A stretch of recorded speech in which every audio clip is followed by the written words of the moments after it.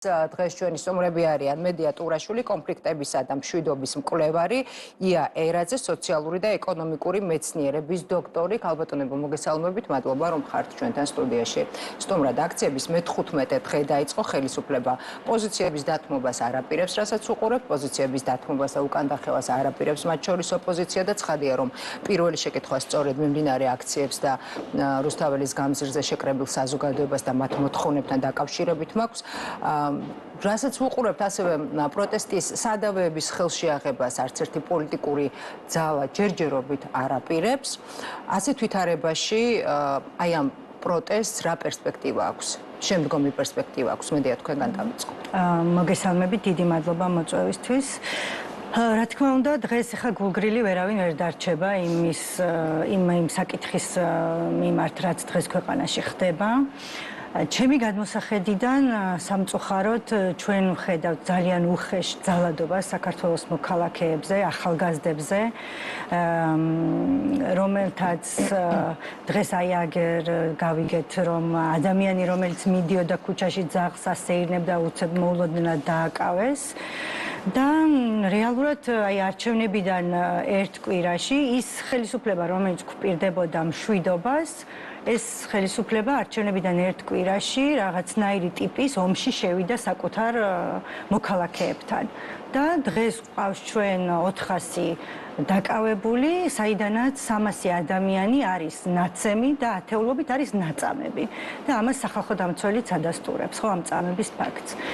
ჩვენ ხელისუფლება გვპირდებოდა მშვიდობას, მაგრამ არჩევნების შემდეგ მივიღეთ სიტუაცია, როდესაც სადავეები ხელში აიღეს სპეცრაზმა და შავებში ჩაცმულმა ადამიანებმა და დევნიან, ძალადობენ საქართველოს მოქალაქეებზე. ხო, და მივიღეთ აი ესეთი რაღაცა ტიპის, ჩვენ ხშირად საუბრობთ ხოლმე საპოლიციო რეჟიმი. საპოლიციო რეჟიმი ეს არ არის, ეს არის სპეცნაზისა და შავ ნიღბიანი ადამიანებზე დაფუძნებული რეჟიმი, რომელთაც სამწუხაროდ ეკონტაქტება და ესაუბრება საქართველოს ხელისუფლება თავის მოქალაქეებს, ხო? სხვა საკონტაქტო საშუალება ხელისუფლებამ არ დაიტოვა არც თვითონ და სამწუხაროდ არც საქართველოს მოქალაქეებს არ დარჩათ სხვა საშუალება გარდა ქუჩისა, რომ ესაუბრონ თავის ხელისუფლებას, ხო? და ანუ პროტესტის საგანი მათ შორის არის არჩევნებიც. ეხლა ალბათ არავისთვის არ არის რაღაცა ახალი ამბავი, რომ ქართული მშვიდობაზე როცა ვლაპარაკობთ, ქართულმა ოცნებამ თავის პარტიულ ინტერესებს, მასთან ეკონომიკურად და ბიზნესის კუთხით შეზრდილ ჯგუფების ინტერესებს დაუქვემდებარა საქართველოს ეროვნული ინტერესები. და რა იყო საქართველოს ეროვნული ინტერესები, ხო? ეს არის ევროინტეგრაცია, დეოკუპაცია და კონფლიქტების მშვიდობიანი გადაწყვეტა. და აი ამ წლების განმავლობაში და განსაკუთრებით ბოლო 2 წლის განმავლობაში აი ამ ეროვნული ინტერესის ძალიან სისტემატიურ ძირის გამოთხრასთან გვაქვს ჩვენ საქმე, როდესაც საქართველოს ხელისუფლებამ დიახ წამოიწყო ესეთი გარკვეული საინფორმაციო სპეცოპერაცია, რომლითაც გვეუბნება, რომ ჩვენი სტრატეგიული პარტნიორები, ამერიკის შეერთებული შტატები იქნება თუ ეს ევროკავშირი იქნება, გვითრევენ ომში, გთხოვენ მეორე ფრონტის გაჩაღებას და აი ამით ითესება შიში ადამიანებში და ითესებოდა შიში განსაკუთრებით წინა საარჩევნოდ. და მათ შორის მინდა გაგახსენოთ, კობახიძეს ჰქონდა ერთი ასეთი ბრიფინგი, სადაც თქვა, რომ იმისათვის, რომ საქართველო მიიღოს კანდიდატის სტატუსი, ის ომში უნდა ჩაებასო. აი ასეთი განცხადება გააკეთა, ხო? და ეს გვაფიქრებინებს იმას, რომ საქართველოს ხელისუფლება აი ამ წლების განმავლობაში ძალიან სისტემურად, ორგანიზებულად ამზადებდა ნიადაგს და ამზადებდა საზოგადოებრივ აზრს იმისთვის, რომ შეეცვალა საგარეო კურსი და ევროინტეგრაციის პროცესი შეეჩერებინა, რაც არჩევნების შემდეგ მივიღეთ კიდეც, ასევე არის განცხადებები, ასევე კეთდება განცხადებები, რომ უნდა მოხდეს როგორც ევროპასთან, ისე ამერიკის შეერთებულ შტატებთან ურთიერთობის გადატვირთვა. პერსპექტივას რამდენად ხედავთ და რამდენად რეალისტურია? ამ ხელისუფლების პირობებში ამ პერსპექტივას არ ვხედავ, იმიტომ რომ ერთია განცხადებები, რომლებიც არის სრულიად შეცდომაში შემყვანი, ურთიერთგამომრიცხავი, ერთ დღეს გვეუბნებიან, რომ პროცესში შევაჩერეთ და მეორე დღეს გვეუბნებიან იმისივე რომ საზოგადოებას აქვს გააზრების პრობლემა და რეალურად არ შეგვიჩერებიაო, ხო? ამიტომ მესამე არის ის ქმედებები, რასაც ისინი ახორციელებენ. ამიტომ მე ამის პერსპექტივას ვერ ხედავ, იმიტომ რომ ამის რეალური სურვილი ხელისუფლებას არ აქვს. გეტყოდეთ, რომ ეს არის ის ხელისუფლება, რომელმაც გააფორმა ასოცირების ხელშეკრულება, თავისუფალი ვაჭრობა და ასე შემდეგ. და სწორედ ევროინტეგრაციის პროცესი ხო სწორედ იმას ნიშნავდა, რომ ჩვენ რომ პროგრესს ვაღწევდით სხვადასხვა სფეროებში, ჩვენ ამის გამო ვიღებდით მეტს. ევროკავშირის პოლიტიკა არის ზუსტად მეტისთვის, რაც ნიშნავს, რომ რაც მეტ რეფორმას გაატარებ, რაც მეტად დაუახლოვდები ევროპულ სტანდარტებს, მეტად მიიღებ იმ ბენეფიტებს, რასაც ევროკავშირი გთავაზობ. ცხადება გაკეთდა, რომ 2028 წლისთვის საქართველოს იქნება მზად, რომ და დაახლოებული და რატომ შევაჩერეთ პროცესი მაშინ? ძალიან მაინტერესებს, რატომ გამოვიდა ბატონი ირაკლი კობახიძე და რატომ განაცხადა?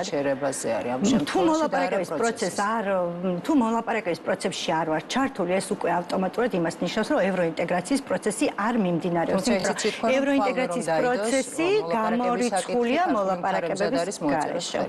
ეხლა იცით კიდევ მე რა მინდა რომ თქვა, რა თქმა უნდა, ქართული ოცნების წარმომადგენლები ძალიან ბევრ ამას ამბობენ.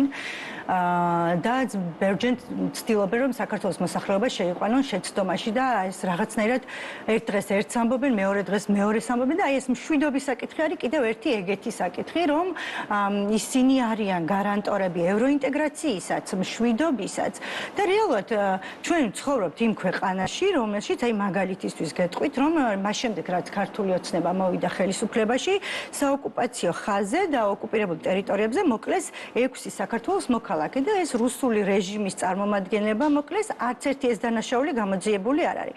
ბოლო 10 წლის განმავლობაში 3000-მდე მეტი საქართველოს მოქალაქე არის დაკავებული, ეს არასრული ციფრია და დაკავებების დროს ხშირია ცემის, წამების ფაქტები და გარდაცვალების ფაქტებიც კი, ხო?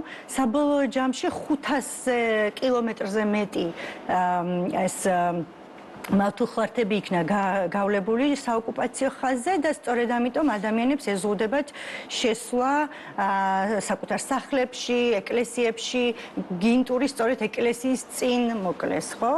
რუსეთის რეჟიმმა და ადამიანებს აღდგომას კვერცხის გაგორების საშუალება არ აქვთ თავიანთ მიცვალებულებზე. და აი ამ ყველაფრის შემდეგ საქართველოს ხელისუფლება გვეუბნება, რომ იცით, ჩვენ მშვიდობაში ვცხოვრობთ და ჩვენ საქართველოს ოცნება იქნება მხოლოდ და მხოლოდ გარანტი მშვიდობიანობის და ევროინტეგრაციის. მაგრამ ჩვენ საქართველოს მოქალაქეებს გვიჩნდება კითხვა, რა არის ეს მშვიდობა ჩვენთვის, ხო? თქვენ შვილები ყავთ, მაკა? კი.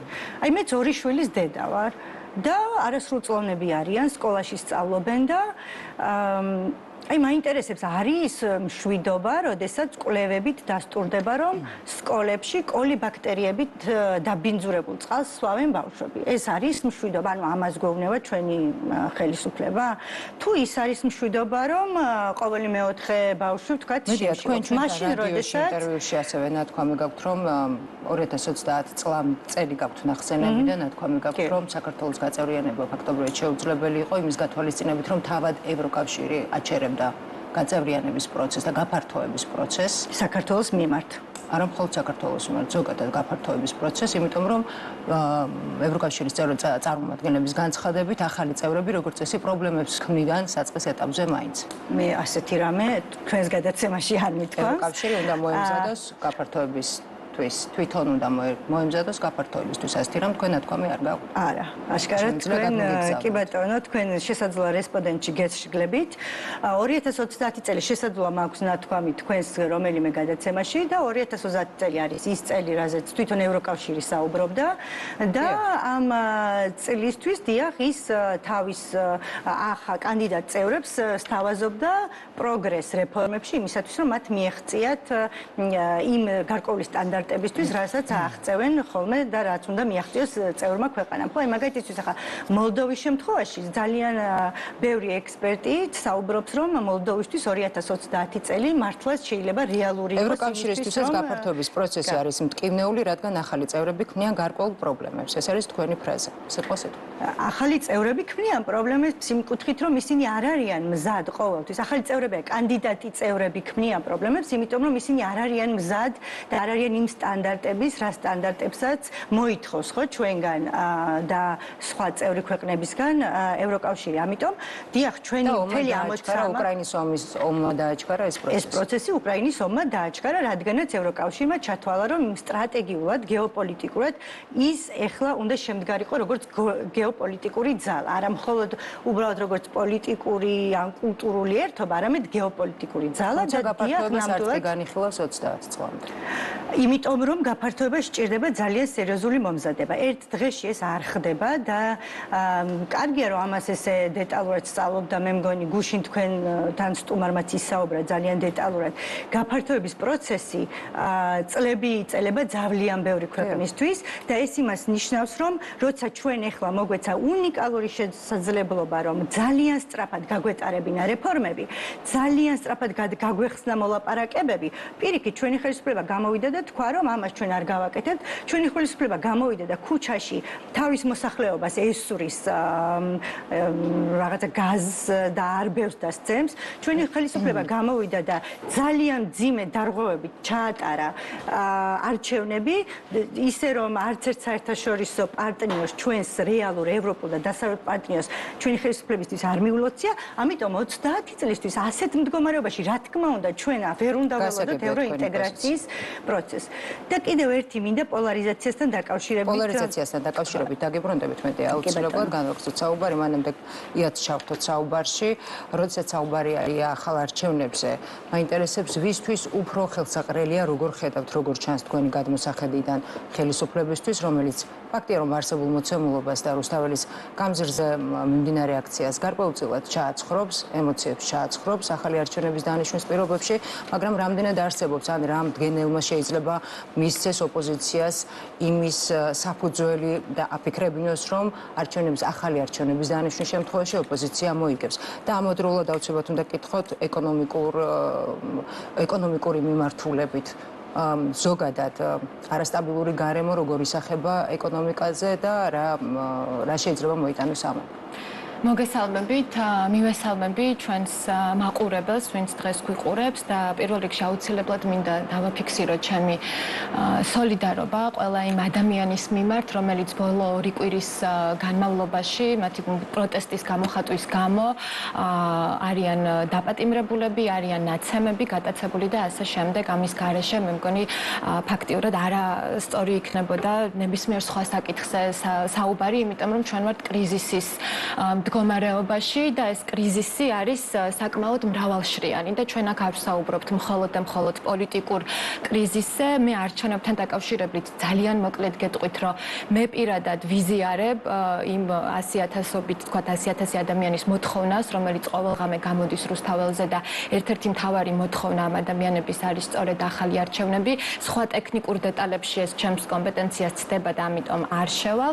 თუმცა ვისაუბრებ, გავაგრძელებ კრიზისის თემას და სწორედ თქვენს კითხვებსაც მოვუბრუნდები, რაც ეხება ეკონომიკას და სოციოეკონომიკურ საკითხებს, იმიტომ რომ ეს კრიზისი ხო, რომელშიც ახლა ვიმყოფებით, კიდე ერთხელ უნდა ვთქვათ, ეს არ არის მარტო, თქვათ, პარტიებს შორის კრიზისი, პოლიტიკური კრიზისი. ჩვენს ქვეყანაში ძალიან დიდი ხანია ასევე შექმნილია სოციალური და ეკონომიკური კრიზისები და უფრო მეტიც ბოლო დროს თუ რაიმე გულწრფელი ამოხეთქვა და პროტესტები ვნახეთ, ნამდვილი სახალხო პროტესტები ხო, როდესაც ადამიანები იცავდნენ თავიანთ საარსებო გარემოს, ხო, იცავდნენ წვდომას ბუნებაზე, მათ შორის ჩვენ საერთო რესურსებს და ასე შემდეგ და თქვენ ყავდათ აქ რესპონდენტები, ხო, ბალდიდან ასევე ნამახვან ჰესის შესახებ და ასე შემდეგ. ყველა ეს პროტესტი, ყველა ეს სახალხო პროტესტი, რომელიც ჩვენ ბოლო წლების განმავლობაში ვიხილეთ საქართველოში, ეს იყო განპირობებული სწორედ აი იმ სოციოეკონომიკური კრიზისების დაგროვებით, რამაც ესე ბოლო წლების განმავლობაში განმავლობაში ამოხეთქა. ეხლა რას გულისხმობთ ამ კრიზისებში და რატომ აქ ისმება ასევე ჩემთვის ერთ-ერთი პირველი კითხვა, რატომ გვესაუბრება მშვიდობის არ იყოს კეთილდღეობაზე, ქართული ოცნება წინასაარჩევნოდაც ხო მათი წინასაარჩევნო სლოგანის ერთ-ერთი ძალიან მნიშვნელოვანი კომპონენტი იყო სწორედ კეთილდღეობა და ალბათ კეთილდღეობის დაპირებაც, თუმცა ალბათ ლეგიტიმურია რომ იმ პარტიის და იმ მთავრობის მიმართ, რომელიც უკვე 12 წელიწადის განმავლობაში იყო ხელისუფლებაში, რომ 12 წლის შემდეგ ჩვენ შევძლოთ შეფასება და გაგვიჩნდეს გარკვეული კითხვები, რამდენად მოახერხა ამ ხელისუფლებამ კეთილდღეობის მიცემა საქართველოს მოსახლეობისთვის და რა ეტაპზე ვართ საერთოდ ეკონომიკური განვითარების კუთხით. ამაზე მინდა რომ ზოგადად ვთქვათ, სანამ საფრთხეებზე ვისაუბრებთ, ხო? როდესაც ეკონომიკურ განვითარებაზე ვსაუბრობთ, აქ ჩვენ უნდა საერთოდაც რომ გვერდზე გადავდოთ ეკონომიკური განვითარების არაწმინდად ეკონომიკური ასპექტები, ხო? იქნება სოციალური, ეკოლოგიური, კულტურული ასპექტები თუ ასე შემდეგ და თუნდაც კონცენტრირდეთ მხოლოდ და მხოლოდ ეკონომიკურ ასპექტზე, ხო? აქ ჩვენ ძალიან ხშირად გვესმის განსაკუთრებით პანდემიის შემდგომ პერიოდში ქართული ოცნების მხრიდან იმაზე აპელირება, როგორ იზრდება ჩვენი ეკონომიკა, რომ გვაქვს არნახული, ორნიშნა ეკონომიკური ზრდა და აი ამ ესე ვთქვათ სიგნალი, აი ამ მესიჯებით ცდილობენ იმის წარმოჩენას მათი მოსახლეობის წინაშე, რომელმაც ძალიან კარგად იცის, რომ ეს აი ეს სტატისტიკა და ეს თუნდაც ორნიშნა ეკონომიკური ზრდა მათთვის არაფერს არ ნიშნავს. ამას გარდა ეს საერთაშორისო ვთქვათ სამეცნიერო წრეებშიც უკვე ძალიან მოძველებული მიდგომაა, რომ ეკონომიკური განვითარება გაიზომოს მხოლოდ და მხოლოდ ვთქვათ მთლიანი შიდა პროდუქტის გაზრდით, ხო? და ის, რასაც მე ვიტყვი და იმ პრობლემებს, რომელსაც მე ჩამოვთვლი, როდესაც ვსაუბრობ იმაზე, რომ ჩვენ კეთილდღეობა ქვეყანაში არ გვაქვს, ისევე როგორც მშვიდობა არ გვაქვს, ხო? სამწუხაროდ ჩვენმა მსმენელმა დარწმუნებული ვარ ძალიან კარგად იცის, მისმა დიდმა ნაწილმა კარგად იცის, იმიტომ რომ ეს ადამიანები ამ ქვეყანაში ცხოვრობენ და ყოველდღიურად უწევთ მათ აი ამ სოციალურ და ეკონომიკურ გამოწვევებთან გამკლავება, ხო? ჩვენ ვსაუბრობთ რაზე? ჩვენ ვსაუბრობთ იმაზე, რომ ბავშვებს შორის თქვა ციგარიბე 0-დან 16 წლამდე ჯერ კიდევ საკმაოდ მაღალ დონეზე რჩება, ხო? ეს არის 16%, ჩვენ ვსაუბრობთ იმაზე, რომ მოსახლეობის 18%, რაც ნიშნავს თითქმის ყოველი მეხუთე ადამიანი დამოკიდებული არის ხო სოციალური შემწეობის სისტემაზე და ასევე სახელმწიფოს დასაქმების პროგრამაზე. ჩვენ ვსაუბრობთ შემოსავლების უთანასწორობის ძალიან მაღალ დონეზე, რომელიც ვერ დავძლიეთ აი ამ ბოლო 10 წლეულების განმავლობაში. ჩვენ ვსაუბრობთ იმაზე, რომ ჩვენ ვართ ემიგრანტების ქვეყანა, ხო? 100,000-ობით ადამიანი მუშაობს საზღვარგარეთ, მათი ფულადი გზავნილები ჩვენი ეკონომიკისთვის უფრო მნიშვნელოვანიც კი გახდა, ვიდრე პირდაპირი უცხოური ინვესტიციები. და როდესაც აი ამ პრობლემებზე ვსაუბრობთ, ძალიან რთულია ვილაპარაკოთ კეთილდღეობაზე და კიდევ ერთხელ ეს ძალიან კარგად იცის მოსახლეობამ და პოლარიზებაც რო ახსენეთ, მე მგონი ერთი საკითხი მართლა, რაზეც შეგვიძლია ვთქვათ, რომ ქვეყანაში პოლარიზება არ არსებობს, ალბათ თანხმობა ნამდვილად არის იმაზე, რომ ჩვენ კეთილდღეობა არ გვაქვს. ხო? მაგრამ ჩემი მიზანი, ხო, აი აქ მოსulis და აი აქ გამოსulis თუნდაც არის არა ის, რომ მოსახლეობას კიდევ ერთხელ შევახსენო თუ რა გამოწვევების წინაშე დგანან ისინი, მოსახლეობის უდიდესი ნაწილი, არამედ მე ვხედავ უკვე სერიოზულ საფრთხეს და საშიშროებას იმისა, რომ საქართველოს მოსახლეობის დიდმა ნაწილმა შეიძლება აი ამდენ წლიანი და 10 წლეულების უარყოფითი გამოცდილების გამო გაუჩნდეს ფიქრი და გაუჩნდეს განცდა იმისა, რომ უბრალოდ შეუძლებელია უკეთეს ქვეყანაში ვიცხოვროთ. შეუძლებელია გქონდეს უკეთესი ეკონომიკა, შეუძლებელია გქონდეს უფრო მეტი კეთილდღეობა, ხო? იმიტომ რომ ჩვენ გვაქვს საკმაოდ მძიმე ისტორიული გამოცდილება და მართლა ეხლა თუ გადავწუდებით დამოუკიდებელი საქართველოს ისტორიას მოყოლებული 90-იანი წლებიდან დღემდე და ამას ეკონომიკური განვითარების, ეგრეთ წოდებული განვითარების, მე ამას მოჩვენებით განვითარებასაც ვუწოდებთ, ჩვენ გვაქვს საქმე მოსახლეობის ძარცვასთან. მოსახლეობის ძარცვასთან, კი ბატონო, იმიტომ ეხლა ვიტყვი რატომ, ხო? რა თქმა უნდა, ბევრი რამ იცვლებოდა, მაგრამ ერთი რამ, რაც არ შეცვლილა ბოლო 10 წლეულების განმავლობაში და მე თავისუფლებას ვაძლევ 90-იან წლებზეც ვისაუბრო, მიუხედავად იმისა, რომ ამ პერიოდში დავიბადე, იმიტომ რომ ვმუშაობ და ვიკვლევ ამ საკითხებს, თუ 90-იან წლებში ეს ძარცვა ხდებოდა, ხო, პრივატიზაციის სახელით, ასევე სპეკულაციური საბანკო სისტემის სახელით, რომლებიც ითვისებდნენ 90-იანი წლების დასაწყისში ადამიანების ფულს, ვარდების რევოლუციის შემდეგ ეს ძარცვა გაგრძელდა, ასევე უფრო ინტენსიური გახდა პრივატიზაცია, უფრო გახშირდა ეს ეგრეთ წოდებული სიმბოლურად, ერთლარად სახელმწიფო ქონებების გასხვისება, გაჩუქება ასე შემდეგ და ქართულმა ოცნებამ არ დაარღვია ეს ძარცვის ტრადიცია, მათაც გააგრძელეს და ამჯერად გამოვიდა ისე რომ უფრო მეტი ყურადღება ახლა არის მიპყრობილი საქართველოს ბუნებრივი რესურსებისკენ, ჩვენი წიაღისეულისკენ, რომელიც დიდწილად არის თქვათ გასხვისებული ან რუსულ კაპიტალზე, ოფშორებში დარეგისტრირებულ კომპანიებზე, ან ხო ეს ძირითადად ასე თქვათ თავად ან ხელისუფლების ან მათთან დაახლოებული პირები სარგებლობენ განვითარების ამ შექმნილი მოდელით. დღეს ცოტა უფრო გაუმჯობესებულად და უფრო ფარულად შეიძლება ხდებოდეს ეს ძარცვის პრაქტიკები, მაგრამ ლოგიკა არ იცვლება, ხო? მე შემიძლია აქვს შემეძლო სხვა სიტყვებიც გამომეყენებინა, მიტაცება, მithვისება, გადაფორმება, ჩუქება, ოჯახის წევრებისთვის ჩუქება, მე მგონი ამაზე არაერთი ასევე არაჩვეულებრივი კვლევა თუ საგამოძიებო ჟურნალისტური ნამუშევარი არსებობს, მაგრამ ალბათ საჭიროა რომ ყველაფერს დავარქვა თავისი სახელი ის, რასაც ვუწოდებთ ძარცვას, ხო? და ბოლო პერიოდზე რომ კონცენტრირდეთ, ხო, ქართული ოცნების მიერ გახორციელებულ აი ამას მე ამას მოჩვენებით განვითარებას ვუწოდებ, იმიტომ რომ ის თქვათ ეკონომიკური ხედვა, ხო, რომელიც გააჩნია ქართულ ოცნებას, ეს არ არის ამოზრდილი არც საქართველოს ადგილობრივი ეკონომიკის საჭიროებებიდან და ის ასევე არ არის მორგებული ადამიანების ინტერესებს და მათ რეალურ საჭიროებებს.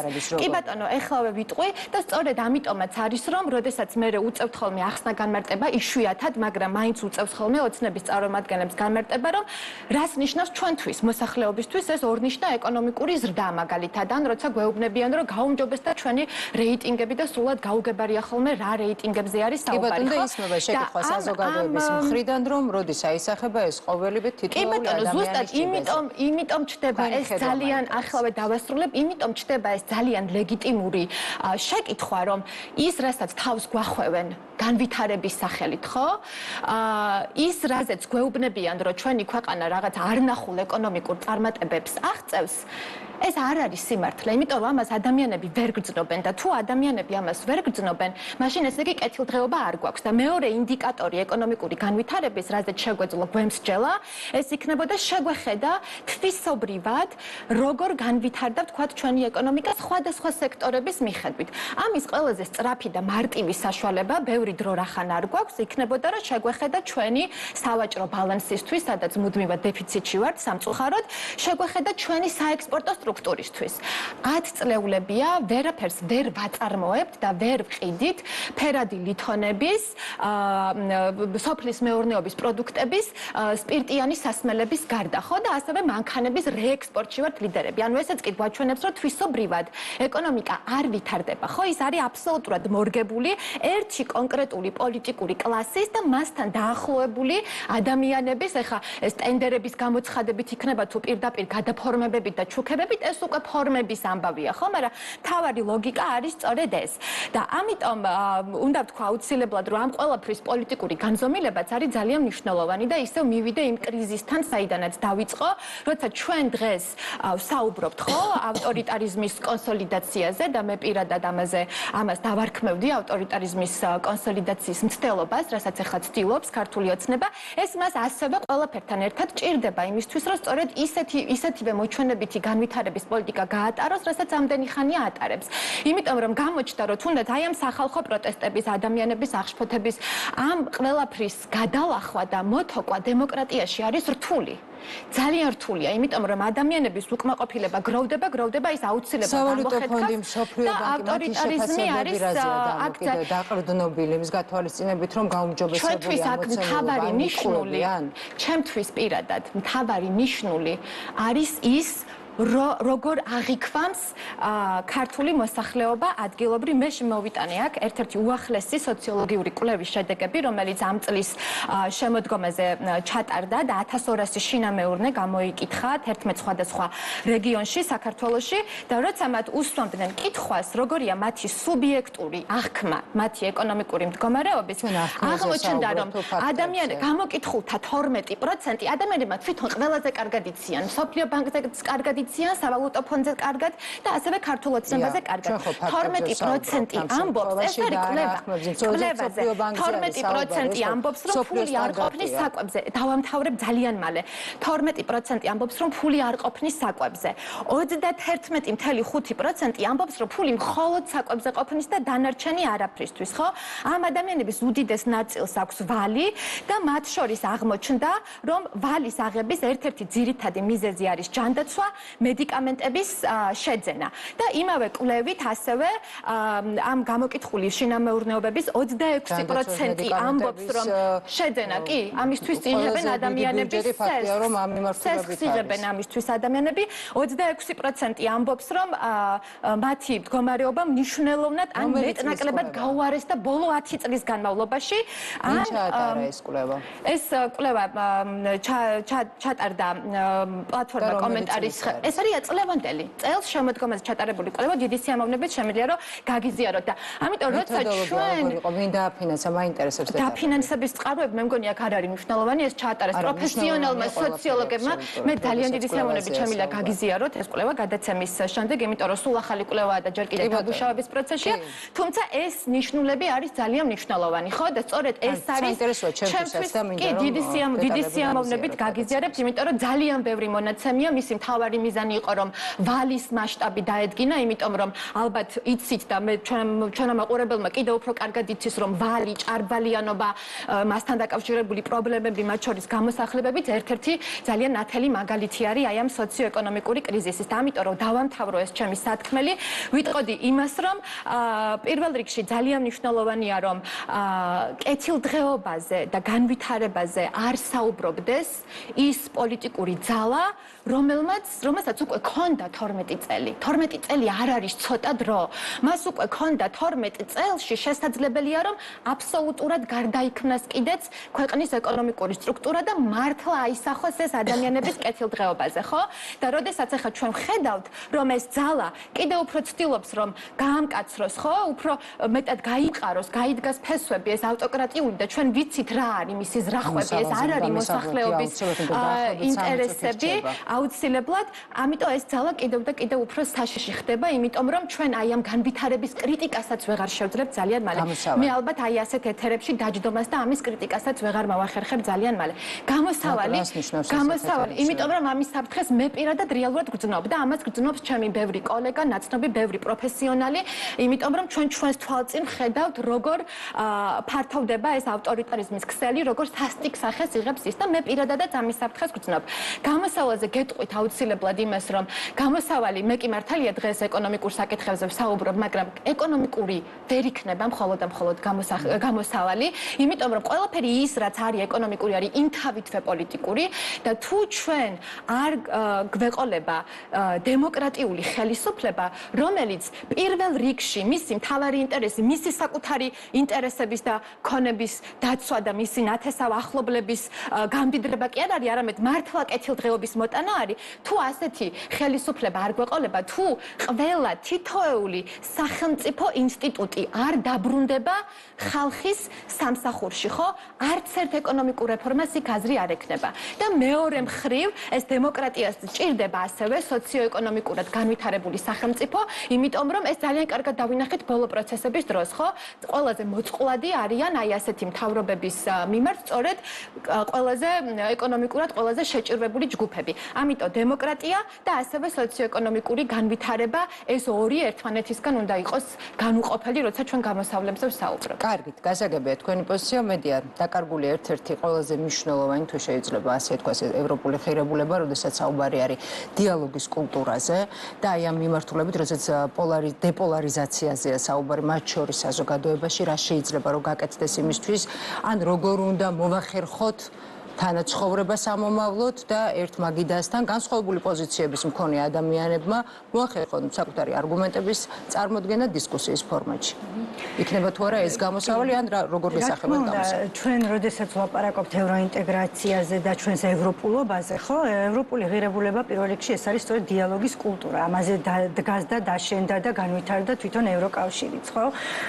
მაგრამ დიალოგი ახლა არ ნიშნავს და განსხვავებული აზრის პატივისცემა არ ნიშნავს დაუშვათ პროპაგანდას. პროპაგანდა განსხვავებული აზრი არ არის. ასევე განსხვავებული აზრი არ არის დაუშვათ რაღაცა ფსევდო ქრისტიანული და რაღაც ფსევდო მორალური არგუმენტები, ხო? განსხვავებული აზრი არის მსჯელობა ერთმანეთთან და როდესაც პოლარიზაციაზე ვსაუბრობ, მართლაც ქართული საზოგადოება არ არის პოლარიზებული, ჩემი აზრით, ამას კვლევებით ადასტურებდნენ დიდი ხნის განმავლობაში. პოლარიზება ეს არის ინსტრუმენტი საქართველოს ხელისუფლების ხელში, რომელმაც შექმნა ასეთი მდგომარეობა, რომ საზოგადოებაში გამოიწვიოს ხელისუფლებამ შექმნა ესეთი მდგომარეობა, რომ საქართველოში გამოიწვიოს, საზოგადოებაში გამოიწვიოს კრიზისი და როგორ? რა ენას იყენებს მაგალითად ხელისუფლება თავისი პოლიტიკური ოპონენტების თუ საზოგადოების მიმართ, ხო? ეძახის მტრებს, ეძახის უსამშობლოებს, ეს ენა არის სიძულვილით გაჟღენთილი, ძალადობისკენ მიმართული, მტრის ხატის შექმნისკენ მიმართული და რა მივიღეთ შედეგად? აი გუშინ დმანიში ახალგაზრდა ქალს სახეზე ჩამოუსვეს სამართებელი და მიაძახეს გააჯვი ჩვენს ევროპაში. აი ასე, ნუ ეს ციტატა არის, როგორც წავიკითხე, ხო? ეს ხო არ არის მშვიდობა, არა? მაგალითად, ასევე მინდა მოგიყვანოთ გუშინ წავიკითხე, ასევე ერთ-ერთი ძალიან ცნობილი მამაო ამბობს აქციებზე მყოფ ადამიანებზე აი ესეთ რაღაცას. ისინი იქცევიან როგორც ეკლესიის მტრები და ღვთისმგმობელები. ესეთი ტერმინოლოგია ვერ მოგვიყვანს, როგორც არის. ასევე მინდა ერთი ძალიან მნიშვნელოვანი ლაშა ნაცვლიშვილი არის ქართული ოცნების ცნობილი პროპაგანდისტი, სხვათა შორის ის იყო ვალერი ხაბურძანიას მოადგილე და ვისაც ახსოვს ვალერი ხაბურძანია იცის რაზე გვაქვს საუბარი, ეს ასეთ ენას იყენებს. ჩვენ ცოტანი ვართ, ჩვენი გულისხმობა ეთყობა ქართული ოცნება და არ ვიცი მათი არ ვიცი ვის გულისხმობს. ცოტანი ვართ, მაგრამ მოდი დავატოლოთ. ჩვენ ყავს რობიკო. თქვენ ყავთ ლუზერები და თulis სახე ჩვენ ყავს კვარა, თქვენ ყავთ ქოჩორა. და აი ესე თქვენ ეს რა არის? თქვენ რას ნიშნავს? თუ არსებობს ჩვენ, ეს არის ჩვენი ქართული საზოგადოება და ისინი არიან ქართული ოცნება და ქართულ ოცნებას დაკავშირებული ეს ცეხავიკი ბიზნესმენები, რომლებიც ცდილობენ რომ გახლეჩონ ჩვენი საზოგადოება. ხო, აი ეს გახლეჩვა, მიზანმიმართული გახლეჩვა არის ძალიან სერიოზული რუსული ჰიბრიდული ომი საქართველოს მოსახლეობის წინააღმდეგ. ანუ ჩვენ ვართ რუსულ ჰიბრიდულ ომში საქართველოს მოქალაქეების წინააღმდეგ და ამას აკეთებს ქართული ოცნება სამწუხაროდ თავისი ხელით. ეს არის ჩვეულებრივი რუსული ჰიბრიდული ომის ტაქტიკა. ეხლა რაც ეხება გამოსავალს ამას კი არა დიალოგი ახლა კიდევ ერთხელ მე ვიძახი დიალოგი აუცილებელია განსხვავებული არის აზრის სასიცოცხლო და აუცილებელია მაგრამ პროპაგანდა არ არის განსხვავებული აზრი ამის თქმა მინდა საზოგადოების დახლეჩვა საზოგადოებისთვის იარლიყის მიკერება არ არის განსხვავებული აზრი აი ამის თქმა მინდა და გამოსავალი რაშია ხო გამოსავალი არის სამართლიანობაში არ იქნება ამ ქვეყანაში მშვიდობა თუ არ იქნება სამართლიანობა. არ იქნება ამ ქვეყანაში მშვიდობა თუ ხელისუფლება ძალადობას გააგრძელებს საკუთარ მომავალ თაობასთან. თუ არ დათანხმდება ხელისუფლება ძალაუფლების გადანაწილებას არ იქნება მშვიდობა ამ ქვეყანაში. თუ ხელისუფლება არ დათანხმდება არჩევნების ხელახალ ჩატარებას, არ იქნება მშვიდობა ამ ქვეყანაში, ხო? ამიტომ მშვიდობა არ არის ის, რომ აი ეხლა მე ბომბი არ მეცემა და მშვიდობაში ვცხოვრობ. ესე არ არის. ახლა როგორც ამბობდა იაც, მშვიდობა არის კეთილდღეობაც, დემოკრატიაც, სამართლიანობაც, განვითარება, როდესაც ფეხბურთელებს აიძულებდნენ რომ გამოსულიყვნენ და ღიად ეთქვათ საკუთარი პოზიცია გამოეთქვათ და მხარდაჭერა აიძულებდნენ რომ მხარდაჭერა დაეჭირათ. ეს არ იყო ბულინგი, ეს არ იყო ზეწოლა. როდესაც ეკლესიასთან დაკავშირებით არაკორექტული განცხადება, საკმაოდ მძიმე განცხადებები კეთდება. ეს პატრიარქის მიმართ შეურაცხყოფელი განცხადებები კეთდება. ეს არის გამოხატვის თავისუფლება. მე ვერავიზებ პასუხისგებლობას ვერ ავიღებ, ვინ რას ამბობს, მაგრამ მე იმას ვამბობ, რომ პროპაგანდა არ არის განსხვავებული აზრი. ანუ ეს ძალიან მარტივია. საუბრობთ, რომ ხელისუფლება აღვივებს, რატომ არ საუბრობთ იმაზე, რომ მეორე მხრისგანაც უხერხულია, როდესაც ეგმენტებად და მხარებად ყოფთ, მაგრამ რატომ არ ამბობთ ანალოგიურად მეორე მხრიდან რა ტიპის განცხადებები მე გეტყვით, რომ მე პირადად, აი როგორც საზოგადოების ნაწილი, როგორც მკვლევარი, როგორც სამოქალაქო სექტორში ჩართული ადამიანი, მე პირადად აი ასეთი იარლიყის მიკერება სხვა ჯგუფებისგან გარდა ხელისუფლებისა არ მქონია. მე როგორც არასამთავრობო ორგანიზაციის წარმომადგენელს, მე ხელისუფლება მეძახდა უსამშობლოს ეკლესიის მტერს, იმიტომ რომ მუშაობდი არასამთავრობო ორგანიზაციაში მაგალითად, ხო? ანუ აგენტებს მეძახდა. მიმართებაში არ გახსოვთ ამ ტიპის სამოქალაქო საზოგადოებაზე ვიძახი, ხო? სამოქალაქო საზოგადოების ნაწილი ვარ მე, რუსის მონა, მოღალატე, ასე შემდეგ. მსგავსი ეპითეტებით, როდესაც მოიხსენიებენ საზოგადოების წარმომადგენლებს, მსგავსი რამ თქვენ არ გინახავთ, არ ხსმენია. კი ბატონო, იარლიყის მიწებება და პროპაგანდა არ არის განსხვავებული აზრი. სწორედ ამას ვამბობ, როდესაც მათ აზრზე არ არის ადამიანი საკმაოდ მძიმე წნეხის ქვეშ რომ უწევს ცხოვრება, მსგავსი რამ არ გინახავთ. განსხვავებული პოზიციის მხარე, ვინც არა, ვინც ხელისუფლება ძალიან მძიმე პოზიციას მაგალითად. მოდით ესე ვთქვათ, აქციაზე მდგომთა პოზიციის არ გაზიარება, რას ნიშნავს, ხო? ესე იგი ნიშნავს, რომ არ ეთანხმება ადამიანი ევროინტეგრაციის გზას. არ ნიშნავს. ეს თქვენი პოზიციაა. ანუ ადამიანი ვინც არ ეთანხმება აქციაზე მდგომ ადამიანს, რას ფიქრობთ, რა არის მისი არგუმენტი? ანუ თქვენ ფიქრობთ, რომ ადამიანი, რომელიც არ დგას აქციაზე, ის არის პრორუსი. არა, რა თქმა უნდა, არ უნდა ევროპაში ინტეგრაცია. ამას ამბობ? ეგ სხვა რაღაცა. ევროპაში ინტეგრაცია ვისაც არ უნდა, ის შეიძლება იდგეს აქციაზე, არ იდგეს აქციაზე, მაგრამ აქციის მოთხოვნებს ეთანხმებოდეს, ხვდებით? ანუ ადამიანები, რომლებიც აქციაზე არ არიან დღეს, არ ნიშნავს, რომ აქციის მოთხოვნებს არ ეთანხმებიან. მაგრამ არ ეთანხმებოდეს მაგალითად ახალი არჩევნების დანიშვნას. გასაგებია, თუ შეიძლება ერთ პატარა კომენტარს გავაკეთებ, იმიტომ რომ რაღაც ძალიან მოკლედ ვიტყვი, იმიტომ რომ ისე ხდება ახლა ამ საკითხის დასმა, რომ ეს ძალაუფლებრივი სიბრტყე არ არის ერთი და იგივე და როდესაც მეც ახლა სულ ვადევნებ ამას თვალს და სულ ისმის, რომ ხო, გარკვეული, თქვა საზოგადოების გარკვეული ნაწილი ამას წერს სოციალურ ჩვენ გვაბულინგებენ ჩვენთვის მძიმეად.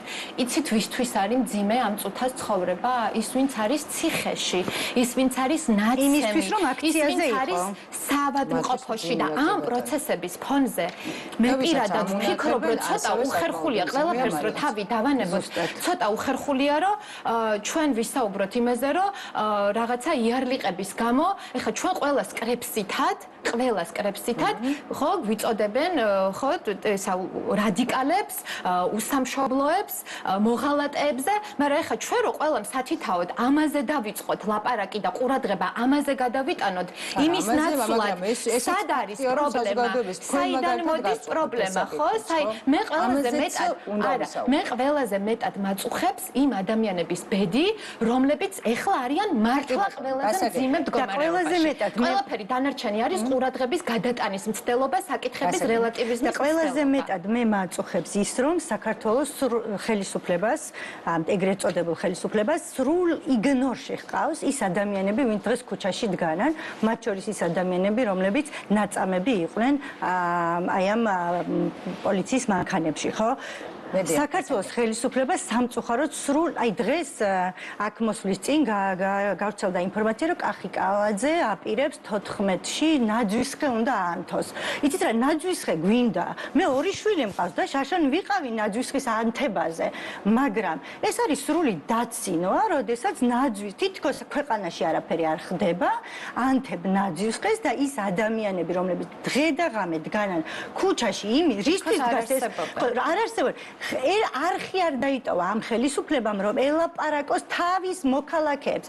იცით, გამოვიდა ამასწინებზე ეგრეთ წოდებული პრემიერი და ამბობს, რომ მეო გელაპარაკებით 1.5 მილიონი ადამიანის სახელით და დანარჩენი ადამიანები, რომლებიც ქუჩაში დგანან 100,000-ობით ადამიანი, იმათ სახელით ხელისუფლება უნდა ესაუბროს აუცილებლად მათაც, ვინც ქუჩაში დგას, მათ მხარდამჭერებსაც და მთლიანად საზოგადოებას. მაგრამ რას აკეთებს ხელისუფლება მათ რადიკალებს ეძახის? დაგემშვიდობათ. მედია ტურაშვილი, კონფლიქტებისა და მშვიდობის მკვლევარი, ია ერაძე, სოციალური და ეკონომიკური მეცნიერების დოქტორი გახდა ჩვენი სტუმარი, პირველი ნაწილის სტუმარი.